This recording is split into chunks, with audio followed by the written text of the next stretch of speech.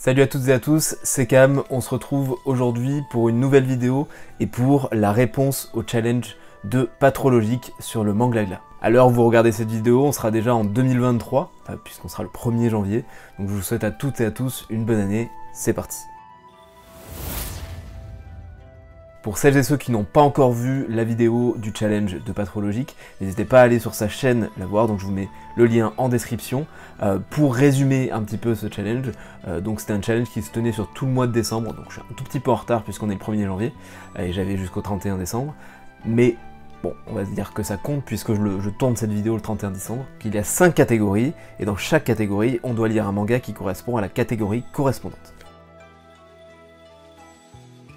Et la première catégorie, c'était Vive le vent, donc les mots-clés, je triche un petit peu, c'était froid, glace, hiver, montagne et isolement. Et moi quand j'ai vu montagne, j'ai directement pensé à ma lecture du mois qui était Bright Stories.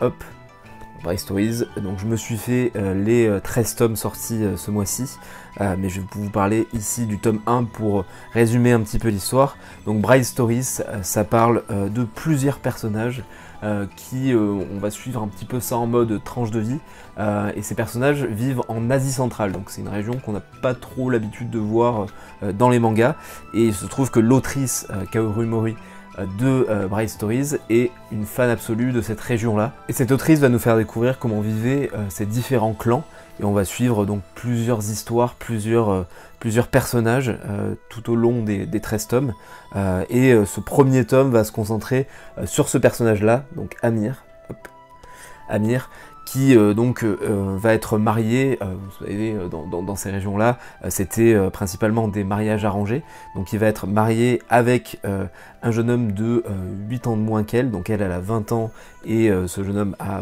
12 ou 13 ans, on va suivre donc ce mariage, comment ça passe cette vie de couple, et on va aussi suivre d'autres personnages au fil du manga. Donc ce qui m'a fait choisir ce manga pour cette catégorie, c'est plus la partie froid et montagne, puisque dans cette région-là, il fait très froid, et on voit beaucoup de paysages montagneux, et on les voit donc très souvent arpenter des paysages comme ça. Donc je vous montre un petit peu le genre de planches qu'on peut voir dans Bright Stories. Donc, Bright Stories, c'est des planches vraiment incroyables, avec un détail, on voit que l'autrice... il met toute sa passion, et donc voilà, pour moi ça correspond vraiment bien à cette catégorie là. Pour la deuxième catégorie, donc c'est feu de cheminée, avec comme mots-clés feu, désert, cocooning, enfer, chaleur et lave, et j'ai directement pensé au tome 2 de Dreamland que j'ai lu ce mois-ci.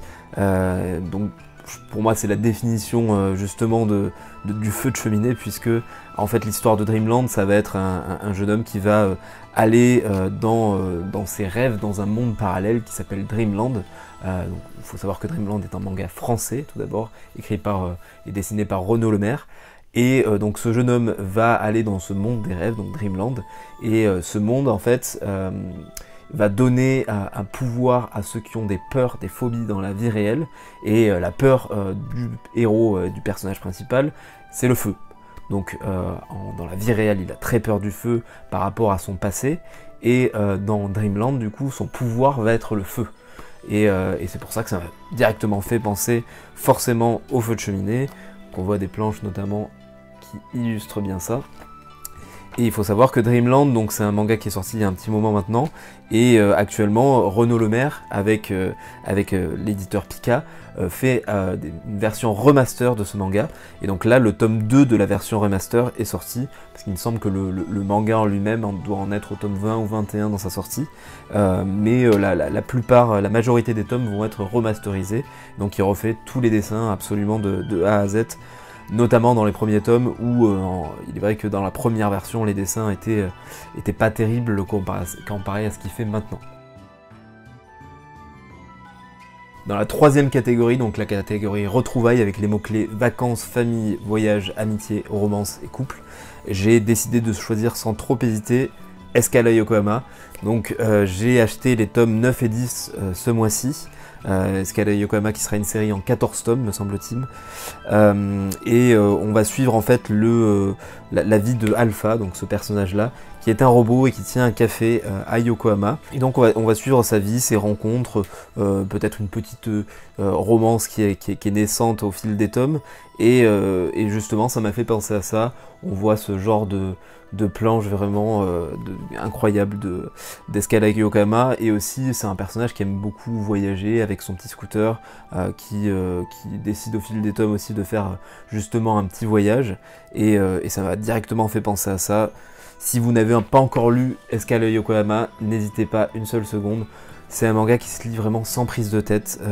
On ne suit pas une trame de A à Z. On va juste suivre la vie de Alpha, de ce petit robot du coup, dans son quotidien, dans un monde post-apocalyptique où tout n'est pas non plus chamboulé. Il y a moins d'humains, il y a moins de personnes, c'est un peu plus désert. Mais le monde n'est pas totalement dévasté, et c'est assez optimiste en fait comme vision, et ça fait du bien comme manga.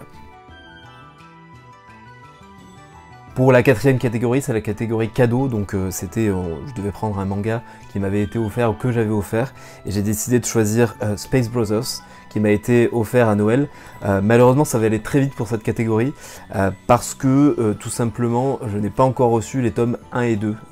Donc c'est mon beau-frère et ma belle-sœur qui me l'ont offert pour Noël, et donc c'est une commande Fnac, et la Fnac ne m'a envoyé pour l'instant que les tomes 3 à 10, donc assez compliqué pour commencer la série.